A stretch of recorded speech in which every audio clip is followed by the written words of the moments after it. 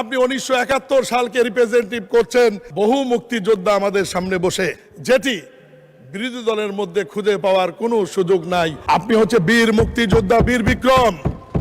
আপনাকে দেখলেই অনেকের ভালো লাগবে, অনেকের হয়তো ভালো লাগবে না, কিন্তু আপনি 1971 সালকে রিপ্রেজেন্টেটিভ করছেন এই মহান সংসদে দাঁড়িয়ে।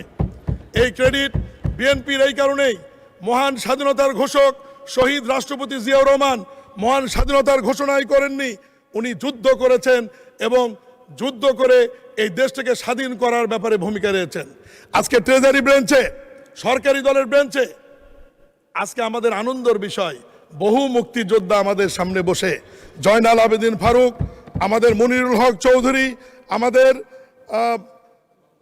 স্বাস্থ্যমন্ত্রী সাখাওয়াত হোসেন বকুল সহ অ্যাডভোকেট ফজলুর রহমানের মতো প্রথিতযশা স্বনামধন্য মুক্তিযোদ্ধা, আজকে গয়েশ্বরচন্দ্র রায়, ইকবাল হাসান মাহমুদ টুকু সহ অনেক প্রথিতযশা স্বনামধন্য মুক্তিযোদ্ধা আজকে সরকারি দলের বেঞ্চে উপস্থিত, যেটি বিরোধী দলের মধ্যে খুঁজে পাওয়ার কোনো সুযোগ নাই।